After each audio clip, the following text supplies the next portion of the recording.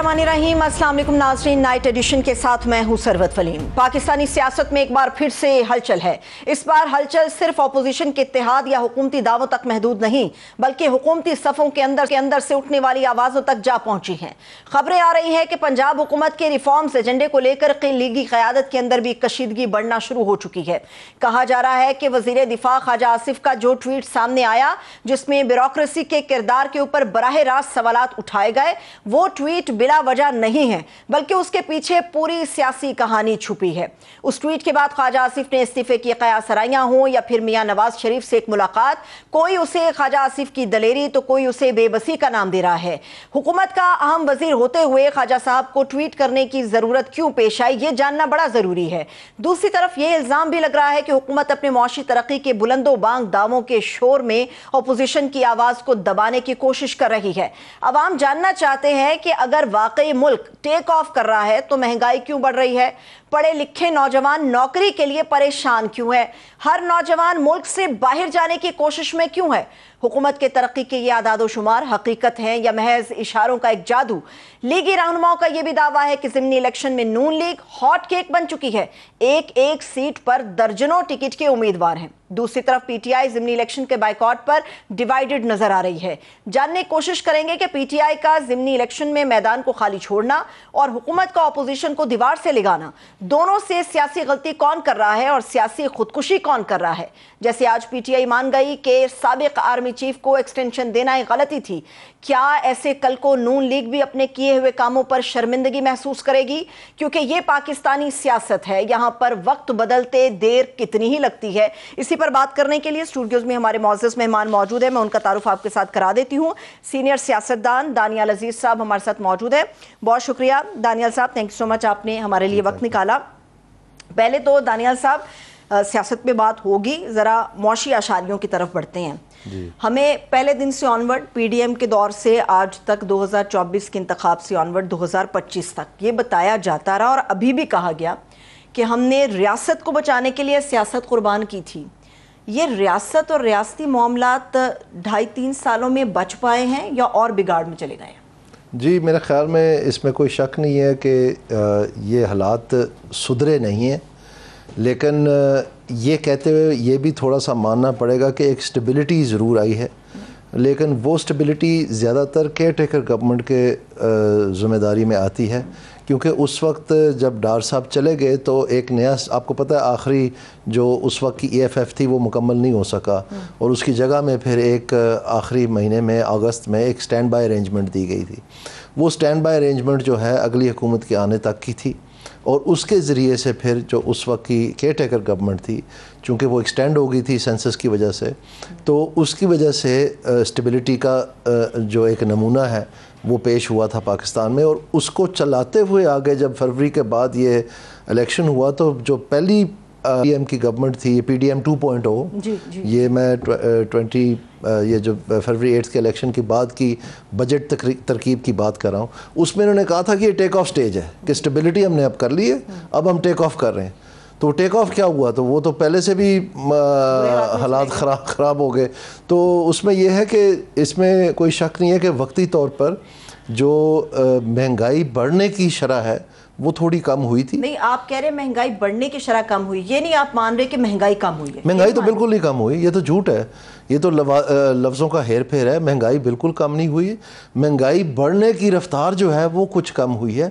लेकिन ये मैं आपको बताना चाहता हूँ कि अभी वो फिर से अपना सर उठा रही है और मैं आपके प्रोग्रामों में भी और मुख्तलिफ प्रोग्रामों में ये बार बार कह रहा हूँ, बल्कि मैं मतलब आप समझते हैं कि मातम कर रहा हूँ कि पाकिस्तान में सितंबर के बाद आपको एक महंगाई का नया रेला जो इन्होंने तैयार किया है अभी पिछले साल के दौरान, वो आते हुए नज़र आएगा और वो दिसंबर जनवरी तक जाके अपने अरूज तक पहुंच जाएगा, जिसमें इन्होंने कहा था कि जी वो लेवी टैक्स लगेंगे और कार्बन टैक्स लगेंगे और इस टाइप की चीज़ें आई थी। आप ये कह रहे हैं कि वो छोटी छोटी चीज़ें एक तूफान की तरह सितंबर में हमारे ये भी है, लेकिन इससे ज़्यादा अहम जो है वो ये है कि एक ADR है जिसको कहते हैं एडवांसेस टू डिपॉजिट रेशो, ठीक है, और ये एक डोरमेंट शिक थी, लेकिन इस गवर्नमेंट ने क्या किया है कि सितंबर में आके उन्होंने रफड़ डालना शुरू कर दिया बैंकारी निज़ाम के साथ कि अगर आप अपना ये 50% पे नहीं لائیں گے تو ہم جو بقایا اماؤنٹ رہے گی اس پہ 15% ٹیکس لگائیں گے. تو تمام بینکوں کو جو ہے ایک قسم کا ٹربو لگ گیا اور وہ دن رات پیسے جو ہیں بازار میں پھینکنا شروع کر دیے. اور اس میں سے بہت سارے پیسے جو ہیں انہوں نے جن کو ڈی ایف آئی یا نان بینکنگ فائنینشیل انسٹیٹیوشن کہتے ہیں, جیسے سعودی پاک انویسٹمنٹ کارپوریشن ہے یا پاک لیبیا یا پاک کویت وغیرہ اس طرح کی ہیں بہت ساری, انہوں نے وہاں پیسہ پارک کر دیا. تو جنوری میں وہ واپس آتا ہوا نظر آتا ہے کہ انہوں نے کاغذ کے اوپر وہاں بھیج دیا اور اس کو شک کو پورا کرنے کے لیے. لیکن جو 1.08 ٹریلین ہے, 1.08 ٹریلین وہ بازار میں ٹھہر گیا اور اب تب سے لے کے ابھی تک وہ بڑھتا چلا جا رہا ہے. تو یہ جو ریلا ہے پیسے کا, جب آپ کی گروتھ 2%, یہ 2.6% کہتے ہیں لیکن وہ کوئی بھی نہیں مان رہا, اور یہ بھی اس کو ریوائز کر دیں گے 2% شاید اگر ہو جائے تو یہ بھی بڑی غنیمت ہے. یہ بھی بڑی ایک لمبی. تو اگر یہ 2% گروتھ میں اتنا بڑا پیسوں کا فلڈ آپ پھینکیں گے مارکیٹ میں تو ظاہری بات ہے پھر پرائس رائز تو ہونی ہے. لیکن پاکستان میں جو بات اہم ہے وہ یہ ہے کہ جب آپ مانیٹری پالیسی امپلیمنٹ کرتے ہیں تو اس کا جو بازار پہ اثرات نمودار ہوتے ہیں وہ 12 مہینے کم از کم کے بعد ہوتے ہیں, یعنی 12 مہینے کے بعد شروع ہوتے ہیں. تو میں نے اس لیے آپ کو ستمبر سے انہوں نے یہ پالیسی شروع کی تھی, اب ستمبر آ گیا, یعنی 12 مہینے ستمبر میں پورے, تو اب آپ کو چڑھتا ہوا یہ نظر آئے گا. یہ بات اسٹیٹ بینک کو پتہ ہے, وہ بتا نہیں رہے, اور یہ بیچارے جو سیاسی بیوقوف ہیں یہ بتاتے ہیں کہ جی ہم نے وہ ڈپٹی کمشنر کے ذریعے قیمتیں کنٹرول کرنی ہیں, جبکہ یہ ذمہ داری اسٹیٹ بینک کی ہے جس کے پاس کوئی ڈپٹی کمشنر نہیں ہے. ان کو اتنی سوجھ بوجھ ہی نہیں ہے, ان کو اتنا علم ہی نہیں ہے بیچارے اناڑیوں کو. کتنے سال ہو گئے ہیں اس جماعت کو حکومتوں میں, نہیں تو ابھی تک اپنے کاموں کے لیے گھاگ ہے نا, عوام کے کاموں کے لیے نہیں ہے. تو ابھی تک اسی بات پہ, اور ان کو یہ نہیں پتا بیوقوفوں کو کہ جتنی آپ زیادہ ایڈمنسٹریٹو پرائس کنٹرول کریں گی اتنی ہی قیمت اور جائے گی اور شارٹیجز ہوں گی. ابھی آپ دیکھ لیں چینی کا کیا حال کیا. آپ کہہ رہے ہیں فری فال چھوڑ دینا چاہیے. یہ فری مارکیٹ, ایک طرف آپ کہتے ہیں کہ مارکیٹ اکنامکس کے ذریعے ہم نے گروتھ کرنی ہے, جب مارکیٹ کی بات آتی ہے گندم کے لیے تو آپ کہہ دیتے ہیں نہیں ہم نے کرنی ہے, چھوڑ دیا مارکیٹ پہ. جب اس کی باری آتی ہے چینی کی تو آپ کہتے ہیں نہیں یہ تو ہم نے اسٹیٹ کنٹرول رکھنا ہے. تو پھر یہ کیا ہے, مطلب یہ آدھا تیتر آدھا بٹیر تو نہیں چل سکتا نا. پھر ساروں کے لیے ایک جیسا کریں. لوگوں کو جو فارمر ہے وہ پھر اپنی ایکسپورٹ بھی کرے, جیسے آپ نے چینی کی اجازت دی. تو اجازت نہیں ہے نا اس طرح سے, تو ان کو اجازت نہیں دیتے. دفعہ 44 نہ لگائیں. آپ کا کیا خیال ہے اگر یہ جو خوبصورت بڑے بڑے شیشوں والے موٹر کاروں کے شو روم ہیں, اگر ان کے اوپر دفعہ 44 لگا دی جائے کہ کراچی کے باہر آپ گاڑی نہیں لے کے جا سکتے جیسے گندم پہ کرتے ہیں, تو کیا خیال ہے یہ ان کا پٹھا نہیں بیٹھ جائے گا؟ تو فارمر کو تو آپ نے ذبح کیے, آتے ہوئے جاتے ہوئے ذبح کیا ہے, جتنے بھی کاشتکار ہیں. اور اس لیے آپ کی آپ کی بیک بون ایگریکلچر ہے, آپ کی ساری امپلائمنٹ ایگریکلچر میں ہے بیشتر. لیکن کہنے کو تو بڑے وہ کارڈ بھی انہوں نے نکالے تھے ایگریکلچر کی, اگر آپ بات کرتے کسانوں کے لیے ٹریکٹر اسکیمیں نکالنی تھی, اور کسان اتنی گندم لگائیں تو ان کے لیے یہ کر دیں گے. یہ گھنونا مذاق ہے, یہ لاٹری اسکیموں سے ملک ترقی نہیں کرتے ہوتے. اچھا, یہ بھی ملک کی ترقی نہیں ہے. جو اللہ تعالی صاحب نے یہ بات کی, انہوں نے کہا اسٹاک مارکیٹ ہماری اوپر ہے, عالمی ریٹنگ ایجنسیوں نے پاکستان کی درجہ بندی کو بہتر کیا, مہنگائی ہماری کم ہو رہی ہے, برآمدات میں ہمارے اضافہ ہو رہا ہے, اور یہ جلن ہے تمام اپوزیشن کو, بیسکلی پاکستان اوپر جا رہا ہے. ان کی کچھ باتیں جو ہیں, جیسے کہ مختلف ریٹنگ ایجنسیز نے پاکستان کو ایک درجہ بہتر ضرور کیا ہے. جو بات سچ ہے اس کو ماننا پڑے گا, اور وہ میں نے آپ کو پہلے ہی بتا دیا کہ کیئر ٹیکروں کے دوران جو اسٹیبلٹی آئی اس کو برقرار تک رکھا ہے انہوں نے. لیکن آپ یہ کہیں کہ یہ ٹیک آف سٹیج پہ آ گئے, یہ بالکل بھی نہیں ہے, کیونکہ جو ایوریج گروتھ ہے پچھلے 3 سال کی وہ تقریباً 1.7% ہے, جو کہ ہماری پاپولیشن گروتھ ریٹ 2.55% ہے. تو آپ یہ سمجھ لیں کہ جو بے روزگاری ہے اس کا ایک طوفان بچا ہوا ہے اس وقت. اور آپ کا جو سینسس تھا 2023 کا, اس میں انہوں نے جو 22% تک یہ بے روزگاری پہنچ کی تھی, اس کو کور کرنے کے لیے اس دفعہ جو فائنانس سروے انہوں نے چھاپا ہے, پہلی دفعہ پاکستان کی تاریخ میں اس میں چھاپا ہی نہیں ہے, فگر ہی کوئی نہیں ہے ان امپلائمنٹ کی. اچھا, جان بوجھ کے وہ فگر ہی نہیں ڈالا؟ بالکل ڈالا ہی نہیں. کیسے ریکنسائل کریں گے؟ کیونکہ پچھلے سال جو انہوں نے بجٹ دیا تھا اس میں فائنانس سروے دیا تھا, اس میں 6 کچھ ایکسٹریپولیٹ کر کے ایسٹیمیٹس ہوتے ہیں جب آپ کے پاس ریل فگر نہیں ہوتا, وہ ایک رینڈم فگر ہوتا. تو وہ جب انہوں نے دیکھا کہ کیونکہ اتنی بھیڑ ہوتی ہے سینسس کی ڈیٹا کی, تو شاید بیچ میں کہیں انہوں نے نہیں احتیاط کی ہوگی. اب جب کہ وہ پھٹ کے سامنے آ گیا تو اب وہ کیسے اس کو جسٹیفائی کریں؟ ابھی میں 3.5 لاکھ نوجوان تو پہلے 6 مہینوں میں ملک چھوڑ کے چلا گیا ہے دانیال صاحب. یہ حالات ہیں ہمارے. 3 لاکھ کچھ بھی نہیں ہے جی, یہ 18.7 ملین لوگ ہیں جو کہ امپلائیبل ہیں, جو بے روزگار ہیں. 18.7 ملین, آپ لاکھوں کی بات کر رہی ہیں. یہ ہیوج پرابلم ہے, آپ کو اندازہ نہیں. اور ان کے پاس کوئی پلان نہیں ہے. اس کو 1000 لڑکے ہم نے بھیج دیے جی ایگریکلچر سیکھنے کے لیے چائنا, یہ جی اپنا ٹیپٹا میں ہم نے 200 لڑکے جو ہے نا نئے بھرتی کر لیے ہیں, یہ جی لون سکیم دے دی ہم نے, کچھ بھی نہیں ہے یہ. دیکھیں جن ممالک نے ان امپلائمنٹ کو ٹیکل کیا ہے اچھی طرح سے, اس میں جو ان امپلائمنٹ ہے وہ ان کی پالیسی کا اہم جز ہے. یہی لوگ ہیں, یہ تینوں جماعتیں, P T I, Noon league, Peoples Party, تینوں جماعتیں مجرم ہیں لیبر فورس سرور کی. نہیں پی ٹی آئی والے کہتے تو ہم نے بڑا کام کیا ہے. ایک منٹ ہے, 2020 میں یہ 1963 سے ہر سال تواتر سے لیبر فورس سروے ہو رہا ہے. جنگیں ہوئی, ملک دو رخت ہو گیا, مارشل لا آ کے چلے گئے, پتہ نہیں کیا کچھ, یہ چلتا رہا. لیکن یہ چلتا رہا. 2020-2021 میں آ کے جب یہ 1 کروڑ نوکریوں کا وعدہ کیا اور اس میں وہ پوری نہ ہو سکی اور پتہ چلا کہ ان امپلائمنٹ جو ہے وہ اوپر جا رہی ہے, یعنی اور بے روزگاری ہو رہی ہے, بجائے کہ آپ اس کا متبادل دیں, تو انہوں نے کہا کہ یار اس کا پلگ کھینچ دیں. تو اس وقت سے لے کے یعنی 2020-2021 سے لے کے آج تک وہ ان پلگڈ ہے. اب آپ حیرانگی کی بات دیکھیں, یعنی کیئر ٹیکر گورنمنٹ آتی ہے جاتی ہے, P D M 1.0, P D M 2.0. ستمبر میں جو آئی ایم ایف کے ساتھ اگریمنٹ ہوا اس میں یہ لکھا ہوا ہے کہ جو آپ کا فیڈرل بیورو آف اسٹیٹسٹکس ہے, گورنمنٹ آف پاکستان نے کمٹ کیا ہے کہ جون کے بجٹ تک ہم آپ کو فگر دے دیں گے جو آپ کے ساتھ رکھا ہوا ہے. وہ نہیں دیے. تو فائنانس منسٹر نے پاکستان بیورو آف اسٹیٹسٹکس کو بلایا دفتر میں اور وہاں ان کی سرزنش کی, اخبار کی زینت بنے گی ساری خبر, کہ جی آپ ہمیں 10 سال پرانے داد و شمار کیوں دے رہے ہیں. تو انہوں نے کہا کہ ہمیں منسٹر صاحب روک رہے ہیں. اب وہ کوئی میریٹائم افیئرز کا منسٹر تو نہیں ہوگا نا ایجوکیشن کا, وہ تو پلاننگ کے تحت ہے, تو وہی والا ہوگا نا. تو پھر انہوں نے کہا کہ آپ مجھے بتائیں ابھی کون سا منسٹر ہے فوری. تو یہاں تک پھر وہ اب جب ہمارے اپنی گورنمنٹ ہمارے ہی داد و شمار کو روک رہی ہے تو پھر شرمندہ ہے تو روک رہی ہے نا, کیوں روک رہے ہیں. لیکن آئی ایم ایف کا جو ایک پریشر ہمیں دانیال صاحب سننے کو ملتا ہے, وہ عام آدمی تک تو وہ پریشر جاتا ہے, جو اوپر بیٹھنے والا طبقہ ہے وہ پریشر وہ کیوں نہیں نہ فیل کرتا ہے نہ اس تک آتا ہے, اس کی کیا وجہ ہے؟ اس کی وجہ یہ ہے کہ انہوں نے جو مین ریفارمز ہیں ان ساروں کو ویٹ کیا ہے. دیکھیں جو تاجر دوست ایپ تھا وہ تو انہوں نے گول ہی کر دیا. جو ریل اسٹیٹ کے اوپر ٹیکسز تھے وہ اس بجٹ میں سارے کم کر دیے, تین مختلف ٹیکسز انہوں نے کم کیے ہیں. جو ایگریکلچر ٹیکس پچھلے سال اکتوبر میں لاز پاس ہونے جنوری میں لاگو ہونا تھا وہ انہوں نے ایڈوانس کر دیا. اشرافیہ کو بہت ساری چھوٹ ملی ہے, جو نیچے کا طبقہ اس کے لیے بہت سختی کر دی. نہیں, طبقہ کس کو, چمڑی کس کی ادھیڑی, چمڑی ادھیڑی کاشتکار کی اور چمڑی ادھیڑی عام آدمی کی, نہیں سیلریڈ کلاس کی. عام آدمی کی تو ہے ہی ہے, لیکن جو آپ جس طبقے کی بات کریں ان سارا ٹیکس تو ان سے لیے. اور یہ جو یہ بتاتے ہیں کہ برابری ہوگی اور یہ بڑے بڑے فلسفے, کچھ بھی نہیں کیے انہوں نے. تو وہ کدھر گیا سارا. اور آپ یہ دیکھیں جو ان کا جو مارچ میں جو ریویو ہوا تھا آئی ایم ایف کا, اس میں ان کا تقریباً 600 ارب سے زیادہ جو ہے جتنا ان کا خسارہ تھا وہ انہوں نے معاف کر دیا کہ ہم ہدف ہی کم کر دیتے ہیں. پھر بھی انہوں نے آ کے جون میں نہیں پورا کر سکے, وہ بھی نہیں ہو سکتا. تو ہمیں بتا رہے ہیں جی ڈیجیٹلائزیشن ہو رہی ہے, ایف بی آر کی, یہ ہو رہا ہے, وہ ہو رہا ہے, فلاں ہو رہا ہے, ڈھکاں ہو رہا ہے. اچھا کچھ بھی نہیں. دانیال صاحب ہمیں ہمیشہ سننے کو ملتا ہے کہ جی فلانے کام کے لیے فلانی اتھارٹی بنا دی, فلانے لوگ نے سر جوڑ کر بیٹھ گئے. جب بھی ہم ریفارمز کی اور خاص طور پہ پاکستان کی مختلف ایسے ایشوز کے اوپر ریفارمز کی بات کرتے ہیں, اس کی نہ کوئی اتھارٹی نہ کوئی سنجیدگی, بس وہ خالی پیلی ہمیں باتیں سننے کو ملتی ہیں. اس کا پریکٹیکل کیوں نہیں نظر آتا کسی بھی حکومت کے دور میں؟ ان کو کچھ نہیں پتا جی یہ کیا کر رہے ہیں. آپ دیکھیں ایک دن وزیر اعظم صاحب یہ اناؤنس کرتے ہیں کہ جی ہم نے فیصلہ کر لیا کہ ہم سیکٹریز جو ہیں فیڈرل گورنمنٹ کے وہ مارکیٹ سے ہم ہائر کر رہے ہیں. اور دوسرے دن وہ کہتے ہیں اچھا نہیں وہ تو بات نہیں بنی, تو اب سول سروس ریفارم جو ہے وہ پلاننگ کی ذمہ داری لگا دی. ابھی 2 ہفتے رہ گئے ہیں اس 30 دن کو مکمل ہونے میں. کدھر گیا وہ؟ کوئی بات ہوئی اس کی, کچھ سنا آپ نے, کوئی خبر اتری, کوئی کرٹن ریزر ہوتا ہے, کوئی عوام کو آپ آگاہ کرتے ہیں, کوئی چیئر کریں, کوئی میٹنگ, کچھ بھی نہیں. اس میں ہونا ہی کچھ نہیں ہے. سول سروس اس کی وجہ یہ ہے, اس کی وجہ میں آپ کو بتا دیتا ہوں, کیونکہ ہماری سول سروس جو ہے پاکستان کی وہ یونٹری ہے. وہ گریڈ 17 سے شروع ہوتی ہے صوبوں میں اور گریڈ 22 تک جاتی ہے کیبنٹ سیکٹری تک.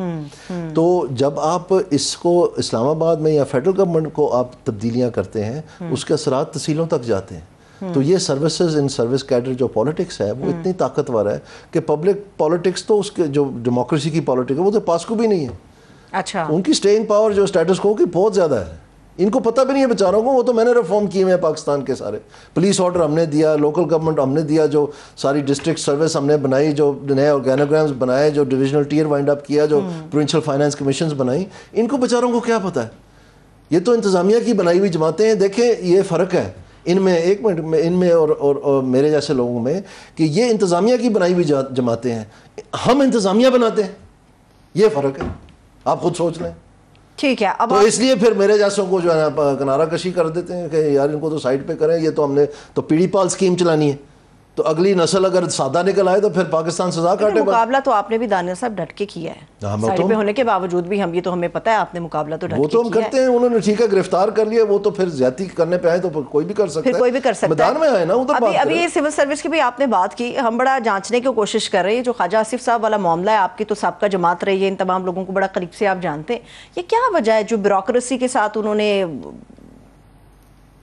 وہ کہتے ہیں پنجابی میں گاڑی بازی لگا لینا, میرے خیال میں وہ ایسا نہیں ہے. میرے خیال میں وہ کسی کو میسج دینا چاہ رہے ہوں گے, پنجاب گورنمنٹ کو میسج دینا چاہ رہے ہیں. آبویسلی جس کو بھی میسج دینا چاہ رہے ہیں, ان کے خبر کے مطابق ان کا پورچوگل میں کچھ نہ کچھ تو ہوگا, تو اس لیے انہوں نے یہ, میرا ذاتی خیال ہے, مجھے انفارمیشن نہیں ہے میں ایسے کہ کیسے رہی ہیں, لیکن مجھے جو پاکستان کا سمجھ لیں سیاست کا جو تجربہ ہے اس کے مطابق میں کہہ رہا ہوں. اب وہی جواب دے سکتے ہیں کہ انہوں نے کیا پایا کیا نہیں کہا, لیکن اس کا کوئی پھر تک نہیں بنتا تھا اگر آپ نے صرف ایک ملک کو آئسولیٹ کر کے آئیڈینٹیفائی کیا, کیونکہ ان کی تو بے شمار جائیدادیں ہیں پوری دنیا میں. دبئی میں سب سے زیادہ ہیں, پھر سنگاپور میں ہے, پھر اسپین میں بڑا شوقین ہے, ادھر بڑا انویسٹ کر, کینیڈا تو ان کا فیوریٹ ہے, جتنے بھی پیٹرول پمپ ہے سارے انہوں نے خریدے ہوئے ہیں, بہت ساروں نے وہاں جا کے, تو وہاں آپ کو مل بھی جاتی ہے. مطلب یہاں سے کوئی بھی اینٹ اٹھائیں گے نیچے اس طرح کے بہت سارے قصے کہانیاں نظر آئیں گے. ہے نا جی, اب یہ تو ابھی پہلی دفعہ وہ بول رہے ہیں, اخباروں کی زینت بنتے رہے, میں کوئی نئی بات تو نہیں کر رہا. ٹھیک ہے, ابھی مجھے دانیہ صاحب ایک اور چیز سیاست کے اوپر بھی آپ سے بات کرنی ہے. یہ جو موجودہ سیاست میں چیزیں چل رہی ہیں, پی ٹی آئی اپوزیشن اتحاد, اور خاص طور پہ ان کی پریس کانفرنس آج جو ہوئی بڑی خطرناک قسم کی تھی. کیا کرنا کیا چاہیے نون لیگ کو؟ آپ کو نہیں لگتا وزیرداری کچھ سمجھداری دکھانی پڑے گی؟ کب تک سڑکوں پر لے کر پی ٹی آئی پھرتی رہے گی, اور کب تک ان کا پہیہ جو ہے وہ جام رہے گا؟ دیکھیں جی, جو بھی ہے, جو جمہوری روایات ہیں اس میں جو اپوزیشن ہے وہ گورنمنٹ ان ویٹنگ ہوتی ہے, اور جو اس وقت کی موجودہ گورنمنٹ ہے ان کی ذمہ داری ہے کہ ان کے ساتھ ڈائیلاگ کھولیں, ان کو ریشنل کوئی راستہ دکھائیں, ان کے ساتھ بیٹھ کے بات چیت کریں. اب پرابلم یہ ہے کہ جب یہ ان کو طرف ہاتھ بڑھاتے ہیں تو وہ کہتے ہیں ہم نے آپ سے بات ہی نہیں کرنی, آپ کے پاس تو ہے ہی کوئی فیصلہ نہیں, آپ کے پاس تو قوت ہی کوئی نہیں ہے, اختیار ہی کوئی نہیں ہے. تو یہاں پر آ کے پھر وہ بریک ڈاؤن ہو جاتا ہے. تو میرے خیال میں اگر یہ اس کو فائنلی ٹیسٹ کر کے ایکسپوز کر دیں تو یہ اپوزیشن کے لیے بہتر ہوگا. ٹھیک ہے, تو ان کو کسی طرف تو لائے نا, مطلب ان کے نکات کیا ہیں؟ اگر صرف ان کا یہ نکات ہے کہ جی عمران خان صاحب کو رہا کریں, تو عمران خان صاحب کو تو رہا کورٹ نے کرنا ہے. بالکل. تو اب اگر وہ کہتے ہیں کہ کورٹ ساری غلط ہیں تو پھر وہ ایک علیحدہ بحث ہے. اس کے اوپر انہوں نے کہا ہے کہ جی اگر ہم آپ 4-5 نکات دے دیں, نون لیگ, پیپلز پارٹی, مولانا اور دیگر جماعتیں ہمارے سامنے, آئین کی بالادستی, جمہوری رویے, الیکشن کمیشن آزاد ہو, عوامی مینڈیٹ کا احترام ہو, ایک دوسرے کی بھی عزت ہو. تو اچکزئی صاحب نے کہا انگلیاں میری 10 ہیں, 10 کی 10 میں چھاپ دوں گا سارے کے سارے, اس کے اوپر ہم کام کرنے کے لیے تیار ہیں. تو یہ نون لیگ, پیپلز پارٹی اور مولانا صاحب کی جماعتیں مل کے دے دینا یہ نکات. بیسیکلی تو ایجنڈا سب کا ہی ہے. اصل میں جی اگر آپ سچی بات پوچھیں تو ان کے پاس کوئی پاکستان کے لیے اکنامک ایجنڈا نہیں, نہ اپوزیشن کے پاس نہ گورنمنٹ کے پاس. صاف بات ہے, دعوے ہوا ہے. ان کے پاس فائنانس منسٹر تک نہیں ہے, تینوں کے پاس, نہ پیپلز پارٹی کے پاس, نہ پی ٹی آئی کے پاس, نہ نون لیگ کے پاس. نہیں تو ہے تو صحیح کیا ہے یہ تو ادھر ادھر کے مانگے کے ہیں نا جی. جو جماعت کو ایک پولیٹیکل تھنکنگ ہوتی ہے نا اکانومی کے بارے میں, وہ موجود نہیں ہے, موجود ہی نہیں. آپ مجھے بتائیں پی ٹی آئی کا کون ہے فائنانس منسٹر؟ مانگے کے تھے نا دونوں, وہ تو چلے گئے. پیپلز پارٹی کا کون ہے؟ وہ بھی دونوں وہی مانگے کے تھے, شوکت ترین اور حفیظ شیخ صاحب. وہ پہلے ان کو دیے پھر ان کو دیے. اسد عمر صاحب کی پرابلم یہ ہے کہ یہ جو انتظامیہ کی بنائی ہوئی جماعتیں ہیں نا, ان سے اگر آپ توقع رکھتے ہیں کہ یہ انتظامیہ ٹھیک کر لیں گی, یہ نہیں کر سکتے. یہ ان کتابیں ہیں. اور یہ میں آپ کو بتا دوں, ووٹ کو عزت دو نعرہ تو آپ نے مچڑتے دیکھا نا 5 منٹ میں, ان کو 5 سیکنڈ لگیں گے گود میں واپس چھلانگ مارتے ہوئے. اچھا, بالکل جو پی ٹی آئی والے ہیں, آپ حیران مت ہوئیے گا. یہ تو پہلے پشاور کیا لینے گئے تھے؟ آئین اور قانون لینے گئے تھے. جو کہتے ہیں آج کہتے ہیں کہ جی ہمیں آئین اور قانون چاہیے, تو پشاور جا کے فائل کس کو پکڑائی تھی انہوں نے؟ کیا تھا وہ آئین اور قانون میں لکھا ہوا ہے کہ نہیں. آج کچھ معاملات پہ اسد قیصر صاحب نے معافی مانگی ہے قوم سے. نہیں, وہ تو پرانی باتیں ہیں نا جی. میں ابھی تازہ بات کر رہا ہوں جو پشاور میں جو ان کی ماشاءاللہ ہوئی تھی. تو اس لیے یہ اب اصل بات یہ عوام کے لیے کیا ہے, میرا یہ سوال. آپ انتظامیہ بناتے کیا کرنا چاہیے؟ میرا مقدمہ ہی اور ہے. میرا مقدمہ ہے کہ آپ مہنگائی اور بے روزگاری کا یقینی خاتمہ بتائیں کیسے کرنا ہے آپ نے. یہ الٹ گنگا بہ رہی ہے یہاں پر. آپ کو پتہ ہے جو سب سے زیادہ مہنگائی ہوئی ہے وہ پی ٹی آئی دور میں ہوئی ہے, نونی دور میں ہوئی ہے, پیپلز پارٹی دور میں ہوئی ہے. کیوں نہیں انہوں نے گارنٹی کیا؟ یہ آپ کو پتہ ہے کہ مہنگائی ہوتی نہیں ہے, مہنگائی کی جاتی ہے, اور اگر کی جا رہی ہے تو پھر کوئی نہ کوئی اسے آرٹیفیشل طور پہ کی جاتی ہے. اور یہ جو بے روزگاری ہے اس کا کیا حل ہے ان کے پاس؟ ان کے مینیفیسٹو تو پڑھیں آپ. اس کے اوپر میری تو چارج شیٹ ہی ہے ساری کی ساری کہ یہ کر ہی نہیں سکتے. اس لیے میں ان کے پیچھے ہاتھ باندھ کے نہیں کھڑا. اگر مجھے پتا ہوتا کہ ان کے پاس کچھ ذرا سی شوام بھی ہے کہ یہ کچھ کر سکتے ہیں تو میں ناک رگڑنے کے لیے تیار ہوں پاکستان کے لیے، لیکن میں اپنا ملک ان کے ہاتھوں تباہ مزید تو ہوتے ہوئے نہیں دیکھ سکتا۔ یہ بات کرتے رہیں گے، اور آپ جیسے جو زیرک سیاستدان ہیں وہ انتظامیہ بناتے ہیں، اور بہتر یہی ہوتا ہے ایسے زیرک سیاستدانوں سے مشاورت بھی کی جائے۔ بہت شکریہ، تھینک یو سو مچ۔ دانیال عزیز صاحب ہمارے ساتھ موجود تھے، ایک چھوٹا سا بریک لیتے ہیں، ہمارے ساتھ رہیے گا۔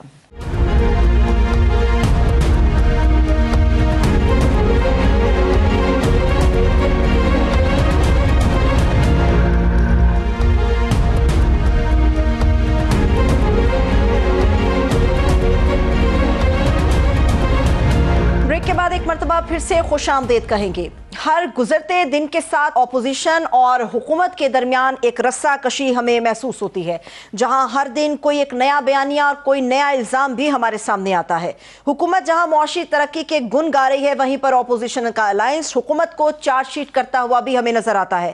آج تحریک تحفظ آئین پاکستان کی قیادت نے اسلام آباد میں جو پریس کانفرنس کی ہے اور حکومت پر اپوزیشن کو دیوار سے لگانے، آئین شکنی اور معیشت کو تباہ کرنے جیسے خوفناک الزامات عائد کیے۔ اپوزیشن الائنس کے سربراہ کی طرف سے جہاں پارلیمان کو نہ چلنے دینے کا اعلان کیا گیا، وہیں پر اسد قیصر نے بھی 27ویں آئینی ترمیم کی بازگشت کے اوپر وکلاء تحریک کو چلانے کا اندیا دے دیا ہے۔ یہی نہیں، اسد قیصر نے سابقہ آرمی چیف کو ایکسٹینشن دینے کو ایک تاریخی غلطی قرار دیا اور اس کے ساتھ یہ بھی کہا کہ ہم پوری قوم سے معافی مانگتے ہیں۔ آج یہ جاننے کی کوشش کریں گے کہ جیسے پی ٹی آئی کو اپنی سیاسی غلطیوں کا احساس ہو رہا ہے، کیا آنے والے مستقبل میں مسلم لیگ نون کو اسی حالیہ دور میں کیے گئے فیصلوں پر پچھتانا پڑے گا؟ نہ صرف وکلاء تحریک 27ویں آئینی ترمیم اور اپوزیشن کے الائنس کے ساتھ ساتھ سڑکوں پر ہونے والے احتجاج میں مسلم لیگ نون کیا سوچ رکھتی ہے، حکومت کیا کرنے جائے گی اگر یہ سب کچھ ہوتا ہے؟ اسی پر بات کرنے کے لیے ہمارے ساتھ پرائم منسٹر کے کوارڈینیٹر ہیں اختیار ولی خان صاحب، وہ موجود ہیں، انہیں ہم ویلکم کرتے ہیں۔ اختیار صاحب، بے حد شکریہ آپ کے وقت کے لیے۔ ایک تو پی ٹی آئی کا احتجاج چل رہا ہے اور اس پی ٹی آئی کے احتجاجی تحریک میں اب تڑکا لگنے والا ہے وکلاء تحریک کا۔ 27ویں آئینی ترمیم لا رہے ہیں آپ لوگ، سوچ رہے ہیں اس کے اوپر، یا کہہ رہے ہیں کہ بس یہ ایسے افواہ ہے؟ بسم اللہ الرحمن الرحیم۔ اس ملک کی بدقسمتی آپ سمجھ لیں کہ وہ ترمیم، وہ آئینی ترمیم جس کا ابھی کوئی وجود نہیں ہے، جس کا ابھی کوئی رف سکیچ بھی تیار نہیں ہے، اور یہ کہتے ہیں کہ وکلاء تحریک شروع ہوگی۔ کون سے وکلاء تحریک شروع کر رہے ہیں؟ پاکستان تحریک انصاف کے وکلاء۔ اور دوسرا ان سے میرا سوال یہ بنتا ہے کہ کیا مجھے یہ بتائیے کہ یہ پارلیمنٹ کے جو ممبران ہیں اور یہ پارلیمنٹ ہے، ان کا کام ہے ہی کیا؟ یہاں بیٹھ کر انہوں نے صرف ایئر کنڈیشن ہال میں سموسے کھانے ہیں، پیسٹریاں کھانی ہیں، چائے پینی ہے۔ سر کو رہنے تو دیا ہی نہیں اختیار صاحب، آپ لوگوں نے کسی کو رہنے تو دیں کہ چاہے سموسے وہ کھا سکے۔ آپ نے تو 1 بائی 1 سب کے سب ایک کے بعد دوسرا تو چل میں آیا کر دیا۔ تو میں نے کہا تھا کہ آپ 9 مئی میں جا کے آپ جی ایچ کے اوپر حملے کریں۔ آپ نے کہا تھا، ان کو مشورہ دیا تھا کہ جا کے کور کمانڈر ہاؤس پر حملہ کریں۔ کس نے کہا تھا ان کو کہ جا کے ریڈیو پاکستان کو جلا کے راکھ کا ڈھیر بنا دیں؟ آپ پشاور کبھی آئی ہیں؟ وہ دیکھا ہے آپ کہ اس کی کیا حالت ہے؟ آج تک وہ واپس اپنی حالت میں بحال نہیں ہوا، صرف وہاں سے ٹرانسمیشن تو شروع ہو گئی ہے۔ یہ وہ ریڈیو پاکستان ہے جہاں سے آواز گونجی تھی کہ آپ کو مبارک ہو، یہ ریڈیو پاکستان ہے اور پاکستان بن چکا ہے۔ اس کو جلا ڈالا۔ 5 اگست کو یوم استحصال کشمیر پہ احتجاج کرتے ہیں، 14 اگست کو احتجاج کرتے ہیں جو آزادی کا دن ہے۔ یہ لوگ کون ہیں؟ میں نے آپ نے تو ان کو جیل میں نہیں ڈالا، ان کے اپنے کرتوتوں نے ان کو جیل میں پہنچایا، ان کے اپنے معاملات ایسے تھے، اینٹی سٹیٹ ایکٹیویٹیز میں یہ انڈلج تھے۔ بھائی میں تو کیا کرنل شیر کا مجسمہ میرے میں آپ میں سے کسی نے تو نہیں توڑا؟ کوئی پیپلز پارٹی کا کارکن تو وہاں سے نہیں پکڑا گیا، کوئی جے یو آئی کا، کوئی ایم کیو ایم کا، کوئی اے این پی کا، کوئی مسلم لیگ نون کا، انہی کے کارکن کیوں تھے؟ لیکن اختیار صاحب جب یہ چیزیں آئی تھی ہمارے سامنے، یہ حملے ہوئے تھے، اس طرح سے نقصانات ہوئے تھے اور تاریخی مجسموں اور تاریخی عمارتوں کو نقصان پہنچایا گیا تھا، تو اس پہ ہمیں جیل سے عمران خان صاحب کا سٹیٹمنٹ بھی یاد ہے۔ انہوں نے کہا تھا آپ آئیڈینٹیفائی کریں، آپ بتائیں، ثابت ہوتا ہے یہ ہمارے لوگ ہیں تو خود انہیں سزا دیں گے، یہ تو اعلان کیا تھا انہوں نے۔ تو بتائیے، ان سے پوچھئے کہ یہ حسان نیازی کون ہے، یہ بابر شاہ کون ہے، کہ آپ کے بھانجے نہیں ہیں؟ یہ جو کور کمانڈر ہاؤس سے پتلون اٹھا کے نکل رہے تھے، یہ آپ کے بندے نہیں ہیں؟ یہ جو کور کمانڈر ہاؤس کے باہر آپ کی، میں نام نہیں لینا چاہتا ان خواتین کا، یہ جو جن کی آڈیو ویڈیو آپ نے بھی دیکھی ہے، وہ کیا ان کی پارٹی کی نہیں ہے؟ ان کو کون سی ایویڈنس چاہیے عمران خان صاحب کو؟ یہ جو یہاں پر اس وقت منسٹر بیٹھے ہوئے ہیں خیبر پختونخوا میں، کیا ان کو نہیں پتا کہ یہ کون سا منسٹر ہے؟ انہوں نے نہیں لگائی تھی کور کمانڈر ہاؤس پہ، انہوں نے حملہ نہیں کیا تھا، یہ ٹینکوں کے اوپر نہیں چڑھ گئے تھے، انہوں نے ریڈیو پاکستان کو نہیں جلایا. کمال کرتے ہیں. یہ وہی بات ہوتی ہے نا، وہ کہتے ہیں نا رات کو قتل کر دو اور صبح 10 بجے چلے جاؤ جنازے میں کھڑے ہو جاؤ پہلی صف میں اور آواز لگا دو کہ مرحوم بڑا اچھا آدمی تھا، اللہ بخشے، کسی نے بڑا ہی ظلم کر دیا. یہ وہ لوگ ہیں، یہ وہ اداکاری ہے. میں تو یہ سمجھتا ہوں آئی ایم کلیئر. ایک بات میں آپ کو آن ریکارڈ بتاتا ہوں، آج نہیں پتا کہ ہم نے کتنا زندہ رہنا ہے، کتنی زندگی ہے. دلیل، ثبوت، وکیل، عدالت، یہ ساری چیزیں اپنی جگہ پر ہیں، بٹ اس میں کوئی ابہام نہیں ہے کہ پاکستان میں، اس میں کوئی شک نہیں کہ پاکستان میں 9 مئی ہوا تھا. پاکستان توڑنے کے لیے کیا گیا تھا، پاکستان کی وجود پر، اس کی سالمیت پر حملہ کیا گیا تھا. اور اس سے بڑی جو بات ہے، جو بالکل اس میں کوئی ابہام نہیں ہے، اس کے پیچھے اور اس کے آگے، اس کے لیفٹ اور رائٹ پی ٹی آئی تھی. عمران خان صاحب تک کوئی نہیں تھا. اگر ان کو عدالت سے ضمانت بھی مل جائے، کل کو یہ بری بھی ہو جائے، مورل اتھارٹی بھی ایک چیز ہوتی ہے. پوری دنیا کو معلوم ہے کہ اس دن کوئی اور کارکن نہیں تھا، اس دن کوئی اور جماعت نہیں تھی، یہ کال کسی اور نے نہیں دی تھی. یہ ایک جیسے حملے پورے ملک میں، چاروں صوبوں میں جو ہوئے تھے. میں آپ کی بات سے اتفاق کرتی ہوں اختیار صاحب، لیکن اس 9 مئی کے بعد ہی 8 فروری 2024 ہوا تھا. اس 8 فروری 2024 کے بعد ہی 45 اور 47 کی بحث بھی ہمارے سننے میں آئی تھی، جو آج تک چلتی آ رہی ہے. اسی رات بہت کچھ ہم نے بھی سنا تھا، لیکن چیزیں سب تبدیل ہو گئیں. وہ تو یہ بھی الزام لگاتے ہیں کہ مینڈیٹ بھی پھر اڑایا آپ لوگوں نے. دیکھیں، اس کے پاس، اس بیچارے کے پاس الزام لگانے کے علاوہ اور کیا ہے؟ آپ اگر 8 فروری کی بات کرتی ہیں تو میں 25 جولائی کی بات کرتا ہوں. 25 جولائی 2018 کو کیا تھا؟ اس کے پاس کس کا مینڈیٹ تھا؟ اسد قیصر صاحب نے معافی مانگی، انہوں نے کہا کہ 2018 کی حکومت میں ہمیں نہیں لینی چاہیے تھی. انہوں نے تسلیم کیا اس بات. بھاڑ میں جائے اسد قیصر اور اس کی سیاست اور ایسی سٹیٹمنٹ پر جو آج اس ملک کو 4.25 سال وہ پورا گندا کر دے. اس ملک میں وہ مالی آلودگی پھیلائے، پولیٹیکل آلودگی پھیلائیں، جمہوریت کی کو گندا کرنے کی آلودگی وہ پھیلائیں، اس ملک میں ہر قسم کی کرپشن پھیلا دیں، ملک کو قرضدار کر دیں، ملک کو توڑنے کی باتیں کریں. آج کہتے ہیں معافی مانگتے ہیں، کل تک ہم ان کو کہتے تھے کہ معافی مانگو مانگو مانگو، تم نے اس ملک کے ساتھ ظلم کیا ہے، زیادتی کی ہے. آج ان کو اچھا ہے کہ عقل آ گئی ہے اور معافی ان کو مانگتے رہنا چاہیے، اور اب ان کو اپنے لیے سزا بھی مختص کرنی چاہیے. میرے خیال میں یہ اور زیادہ بہتر ہوگا کہ ان کی سزا اب کیا ہونی چاہیے. ایکسٹینشن بھی دیتے ہو، ملک کا بیڑا بھی کباڑا بھی کر دیتے ہو، پھر ایکسٹینشن پہ بھی معافی مانگی ہے نا، لیڈر بھی بن جاتے ہو. آج انہوں نے بڑے دل کا مظاہرہ کیا، ایکسٹینشن پہ بھی معافی مانگی ہے. مانگنی چاہیے اور ساتھ میں وہ لفظ بھی استعمال کریں جو یہ دوسروں کے لیے استعمال کرتے ہیں کہ ہم نے جوتے چاٹے تھے، چاٹ کے ہم تھک گئے تھے. جوتا چاٹ پارٹی تھی.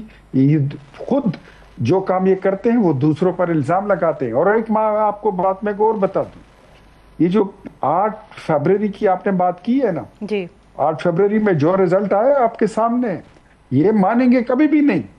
ان کو آپ جس طرح انڈیا کو ہم نے 6 صفر سے شکست دی ہے نا، ان کو ہم 12 صفر سے بھی اگر شکست دے دیں گے نا، عمران خان نے ہر گیند پہ آواز لگانی ہے نو بال.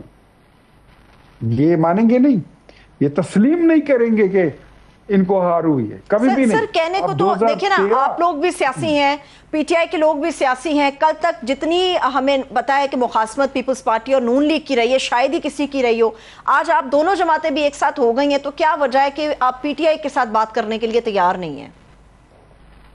نہیں خیر، یہ تو آپ کی غلط بات ہے کہ ہم بات نہیں کرنے کے لیے تیار ہیں. نہیں، اس کی وجہ یہ ہے پی ٹی آئی کہتی ہے کہ جب ہمیں انگیج کیا جاتا ہے تو صرف ٹائم بائی کیا جاتا ہے. جن چیزوں پہ ہم بات کرتے ہیں جیسے جوڈیشل کمیشن کا قیام یا 26 امینڈمنٹ کے اوپر جو ہمارے ریزرویشنز تھے ان کو ایڈریس نہیں کیا گیا، تو یہ صرف ٹائم بائی کیا گیا ہمارے ساتھ.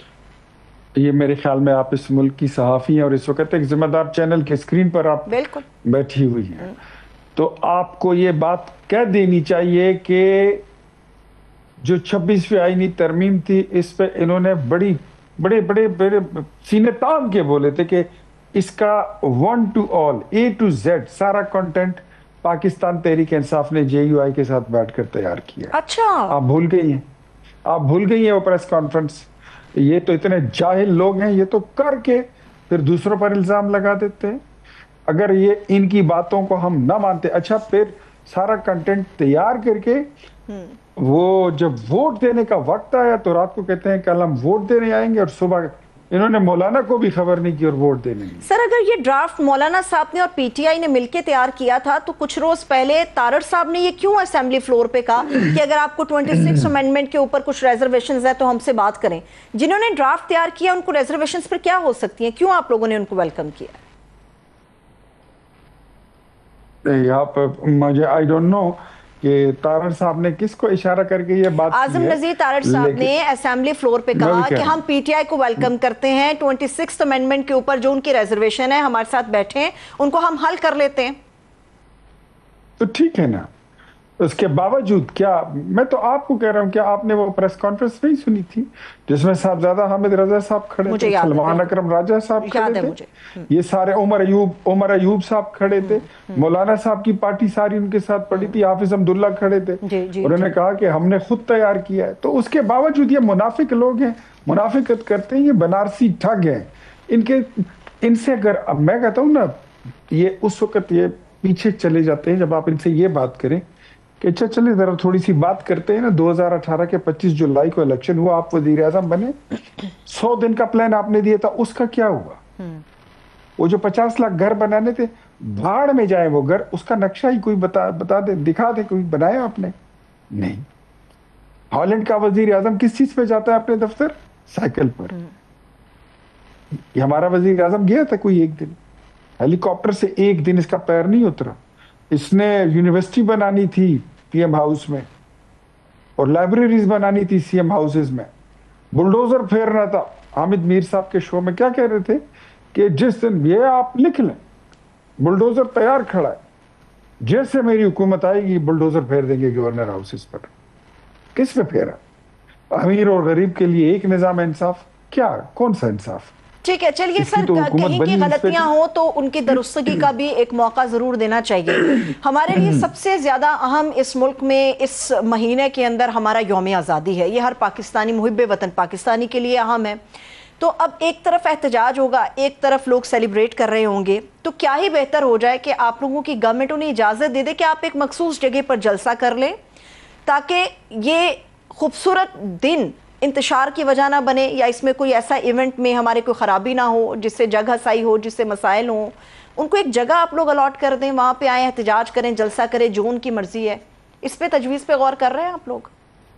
14 اگست پر کسی پر کوئی پابندی نہیں ہے, جس کی جو مرضی ہے وہ آزادی سیلیبریٹ کر سکتا ہے. اور جنہوں نے 15 اگست والوں کے ساتھ منانی ہے اپنی آزادی, وہ اگر احتجاج کرنا چاہیں تو ضرور کریں, وہ ان کی اپنی مرضی ہے.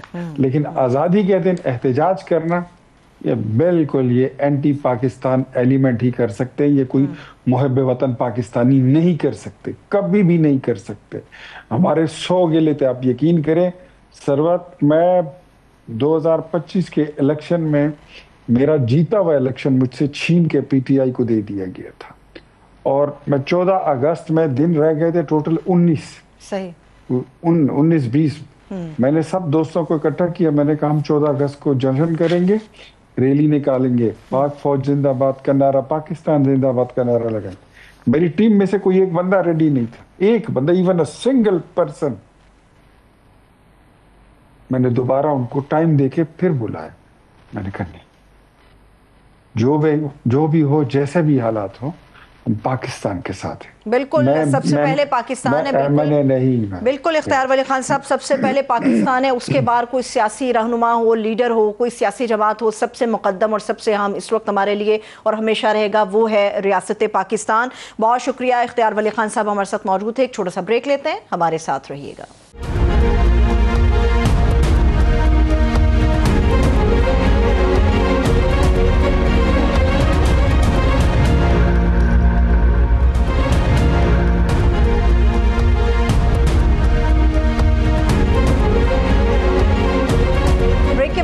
मरतबा फिर से खुशामदीद कहेंगे।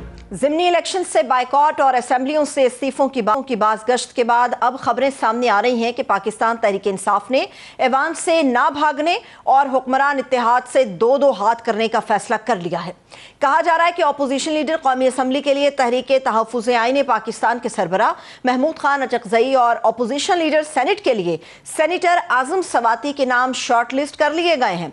यही नहीं, बैरिस्टर गौहर हों, अली मोहम्मद खान और असद कैसर के नाम भी ज़ेर गौर हैं, जिसकी हतमी मंजूरी इमरान खान साहब खुद देंगे। खबरें आ रही हैं कि बैरिस्टर गौहर और असद कैसर ने तो अपोजिशन लीडर का मनसब संभालने से माजरत कर ली, मगर कौमी असम्बली में PTI के चीफ व्हिप आमिर डोगर भी अपोजिशन लीडर के लिए भरपूर लॉबिंग के अंदर मसरूफ हैं, जिनके नाम पर हुकूमत को भी शायद कोई एतराज नहीं। एक अहम सवाल यह है कि क्या आमिर डोगर की जगह महमूद खान अचकज़ई को अपोजिशन लीडर कौमी असम्बली के लिए उनका इंतखाब दुरुस्त फैसला होगा? क्या वो ऐवान में पाकिस्तान तहरीक इंसाफ का मुकदमा लड़ सकेंगे?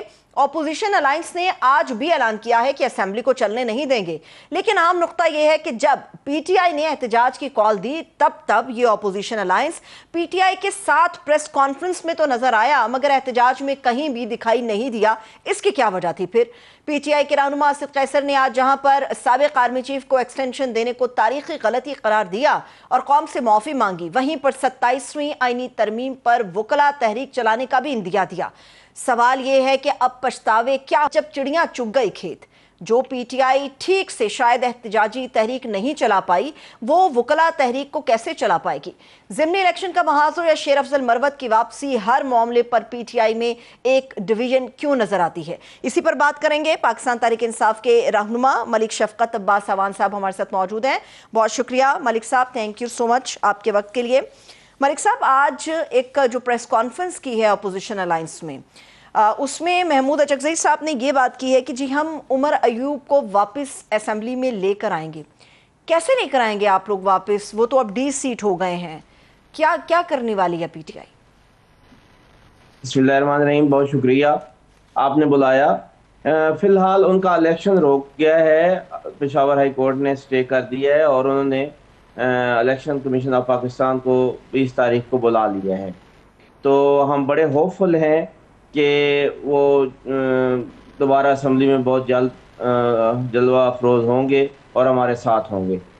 और ये जितने लोगों को भी सजाएं हो रही हैं, ये वक्ती है और ये सारा टाइम पीरियड बहुत जल्दी गुजरने वाला है और ये सारे लोग आप दोबारा इंशाल्लाह असम्बली में देखेंगे। लेकिन मलिक साहब, मुझे ये बताइएगा, जब तक उमर अयूब साहब की वापसी नहीं होती तो तब तक इसको खाली थोड़ी ना रखा जाएगा। तो उसके लिए क्या आप लोग फिल वक्त किसी नाम पे गौर कर रहे हैं, जैसे अचकज़ई साहब का नाम हो गया या आमिर डोगर साहब का नाम? अचकज़ई साहब बड़े ज़बरदस्त पॉलिटिशियंस हैं, बड़े अच्छे पार्लियामेंटेरियन हैं और मैं ये समझता हूँ कि पाकिस्तान तहरीक इंसाफ के किसी भी रुकन कौमी असम्बली को उन पर एतराज़ नहीं होना चाहिए और ना ही मुझे कोई ऐसा एतराज़ सामने आया है। एक तो हमारी पार्लियामेंट पार्टी की मीटिंग नहीं हुई इस इशू पर और वैसे अभी तक कोई उनके नाम पे किसी को एतराज़ होना नहीं चाहिए।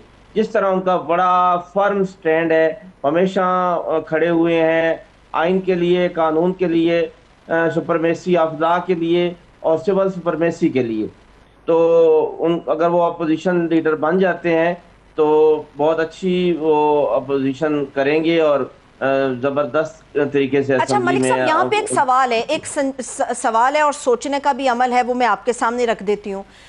मुस्तफ़ा नवाज खोकर साहब ने 5 अगस्त के एहतजाज से पहले एक जगह पर ये बात की। उन्होंने कहा कि 2.5-3 साल की तहरीक से पाकिस्तान तहरीक इंसाफ ने क्या हासिल कर लिया। PTI की असल जंग जो है वो अब पूरे पाकिस्तान में हर बच्चे को भी मालूम है। अब अचकज़ई साहब जैसे जो ज़ीरक लोग हैं वो आप लोगों के साथ एहतजाज में सड़क पर नज़र नहीं आते, तो ऐसे में अगर आप लोग उनको नॉमिनेट कर देते हैं असेंबली के लिए, तो आपको नहीं लगता कि PTI में इख्तलाफ पैदा हो जाएगा कि ये लोग सड़क पे तो हमारे साथ एहतजाज के लिए नहीं आते, सिर्फ प्रेस कॉन्फ्रेंस करते हैं? 5 अगस्त का जो एहतजाज था उसमें अचकज़ई साहब हमारे साथ मौजूद थे। वो अडियाला तक गए थे, अडियाला तक गए थे मलिक साहब, वो हमें मालूम है, अडियाला तक जी। अडियाला के बाद वो चक्री पर जहाँ पे हम खान साहब की जहाँ पे बहनें बैठी हुई थी, हम रात गए तक इकट्ठे बैठे रहे 11-12 बजे तक और फिर वहाँ पे कॉल ऑफ किया एहतजाज। और वो हमारे साथ अपोजिशन में मौजूद ज़रूर हैं लेकिन एहतजाजी सियासत में अभी तक हमारे साथ नहीं चले, ये बात आपकी ठीक है। लेकिन आने वाले वक्त में इंशाअल्लाह ताला ہم گرینڈ اپوزیشن الائنس کے طور پر سامنے آئیں گے اور ایک زبردست قسم کی احتجاجی تحریک جو ہے وہ گرینڈ اپوزیشن الائنس کی طرف سے چلے گی۔ یہ آنے والا وقت ملک صاحب کب تک آئے گا؟ کس وقت کی آپ بات کر رہے ہیں؟ یہ آنے والا وقت اگلے میرے خیال میں 1 ہفتے میں یا 10 دنوں میں آ جائے گا۔ مطلب 14 اگست کے بعد، مطلب ہے آپ کا 14 اگست کے بعد یہ وقت آئے گا؟ 14 اگست کے فوری بعد یہ وقت آئے گا، اور اب یہ دیکھیں گے کہ اگست کے اسی مہینے میں گرینڈ جو الائنس ہے وہ اپنی ورکنگ بھی شروع کر دے گا، اور ہم بھرپور طریقے سے یہ جو مزاحمتی تحریک ہے اس کو چلائیں گے۔ پاکستان تحریک انصاف پچھلے 3 سال سے جس قسم کی مزاحمت کر رہی ہے اس کی آپ کو مثال نہیں ملے گی۔ جو فسطائیت، جو ظلم جبر پاکستان تحریک انصاف کے کارکنان اور لیڈران کے ساتھ ہوا ہے یہ بھی آپ کو ہسٹری میں نہیں ملے گا، اور جس دلیری اور بہادری کے ساتھ ہمارے لوگوں نے اس فسطائیت کو برداشت کیا ہے یہ بھی آپ کو ہسٹری میں اس کی مثال نہیں ملے گی۔ اچھا، اس اگست کے مہینے کے اندر 14 اگست کے بعد کے اسد قیصر صاحب نے بھی بتایا کہ 14 اگست کے بعد یعنی اسی مہینے کے اندر وہ فورن ڈپلومیٹس کے ساتھ بھی ملاقات کریں گے، ایمبیسیز میں بھی جائیں گے، ان کو بھی انگیج کریں گے، شاید کوئی وکلا تحریک چلانے کا بھی آپ لوگوں کا ارادہ ہے 27ویں ممکنہ 27ویں آئینی ترمیم کے حوالے سے۔ تو یہ جو انگیجمنٹ آپ کی فورن ڈپلومیٹس کے ساتھ ہوگی یہ کس نوعیت کی ہوگی؟ کس معاملے پر آپ ان کو انگیج کریں گے؟ جی ہم صرف اور صرف پاکستان میں آئین اور قانون کی بحالی چاہتے ہیں، ہم پاکستان میں سول سپرمیسی چاہتے ہیں۔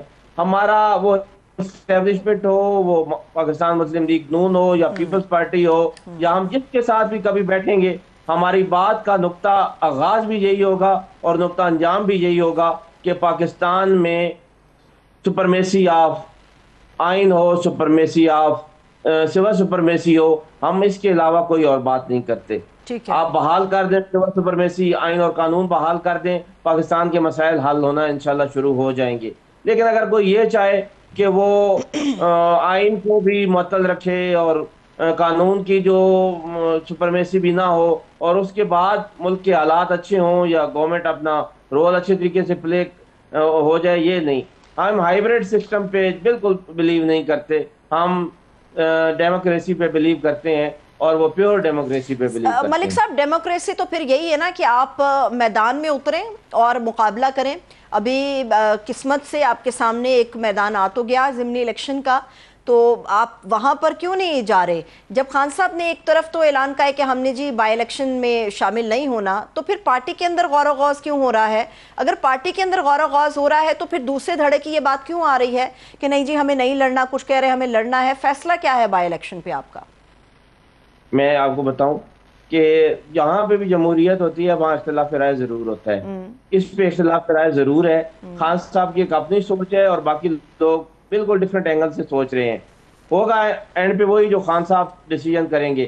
لیکن میرے سمیت سارے لوگ ان تک اپنی یہ پروپوزل ضرور پہنچائیں گے کہ ہمیں جانا ہے الیکشن میں، ہمیں یہ جو ضمنی الیکشن ہے وہ جس طرح کا اس کا رزلٹ آئے گا وہ ہر کسی کو پتہ ہے کہ پنجاب میں کس طرح کے فارم 47 تیار ہونے ہیں، وہ بالکل پتہ ہے ہمیں، لیکن ہم چاہتے ہیں کہ ہم الیکشن میں جائیں۔ لیکن خان صاحب ابھی تک تو نہیں ہے اس پہ ایگری، ہم انشاءاللہ ان کے پاس جائیں گے، اپنا پیغام بھیجیں گے اور ان کو ایگری کریں گے اس بات پہ کہ جیسے بھی ہوں گے الیکشن، جو بھی اس کا رزلٹ آئے گا وہ ہمیں قبول ہے، لیکن ہم الیکشن میں جائیں گے۔ اچھا، موبلائزیشن کے لیے ابھی 14 اگست ہے، پھر آنورڈ آگے بھی آپ لوگ کچھ ایسے پلان اور بھی مزید کریں گے۔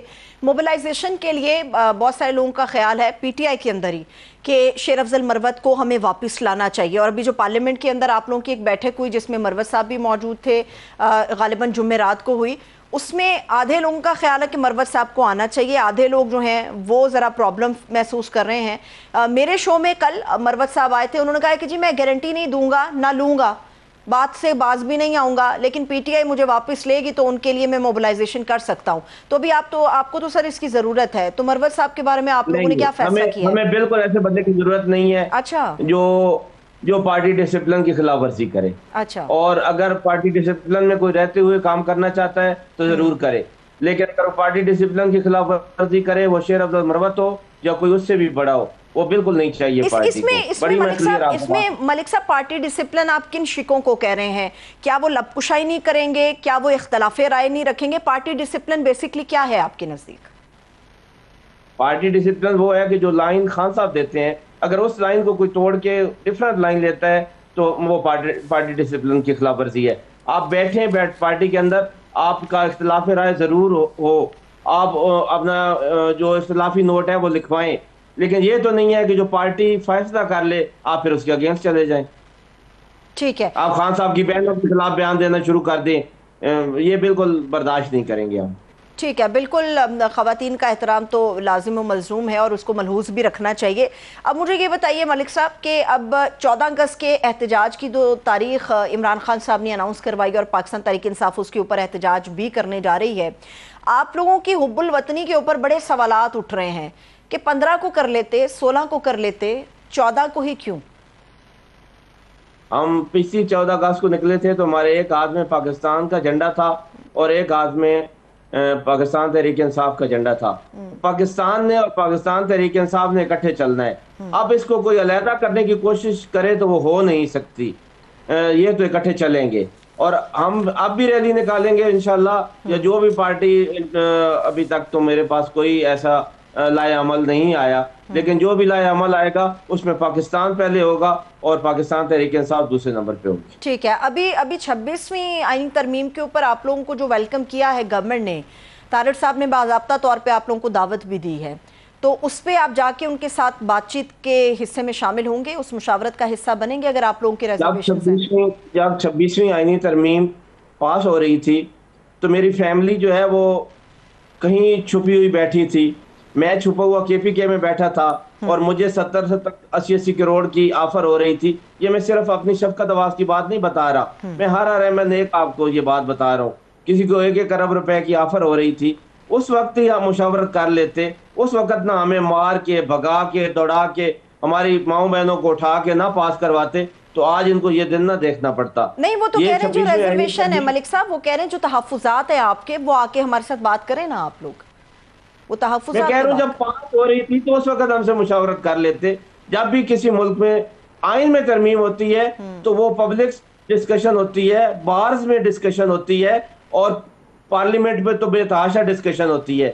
یہ نہیں ہوتا کہ آپ چوری چوری رات 10 بجے تک اور رات 2 بجے، آپ کو یاد ہوگا یہ رات 4 بجے پاس ہوئی تھی 26ویں ترمیم یا 4:30-5 بجے، تو ایسے نہیں ترمیم، جی ایسے ترمیم ہے اور ہم چھپے ہوئے اس وقت پتہ نہیں کہاں پہ بیٹھے ہوئے تھے۔ ملک صاحب اس کے طریقہ کار پر اعتراض تھا ہے اور آئندہ آنے والے مستقبل میں بھی رہے گا جس طریقے سے وہ آئی اور پاس کرائی گئی، لیکن جب 26ویں آئینی ترمیم آ رہی تھی اس وقت آپ مولانا فضل الرحمان صاحب کے ساتھ تو آپ لوگوں کی بات چیت چل رہی تھی؟ جی ہماری چل رہی تھی اور ہم نے ڈس اپروو کر دیا تھا جو بھی آیا تھا 26ویں مسودہ 26ویں ترمیم کا۔ ہم یا تو ہم یہی تو ہم کہتے ہیں کہ ہم بات چیت میں شامل ہوئے، ہمیں جب ہم نے دیکھا کہ یہ ہمارے آئین کے منافی ہے، یہ ترمیم جو ہے یہ آئین اور قانون کو برباد کر کے رکھ دے گی، تو ہم اسے پیچھے ہٹ گئے۔ ہم بیٹھے ضرور تھے کہ شاید اس میں کوئی اچھائی نکل آئے، لیکن اچھائی جب ہونی نہیں تھی تو اس میں سے نکلنی کیا تھی؟ بیسیکلی پاکستان تحریک انصاف اپنا فیصلہ لے چکی ہے کہ سڑکوں کے علاوہ کوئی دوسرا آپشن نہیں ہے، جب تک آئین کی بالادستی اور جمہوریت کا راستہ ہموار نہیں کیا جائے گا معاملہ سڑکوں پر ہی حل ہوگا۔ بہت شکریہ ملک شفقت عباس اعوان صاحب ہمارے ساتھ موجود تھے، اجازت دیجیے، اپنا بہت سا خیال رکھیے، خدا حافظ۔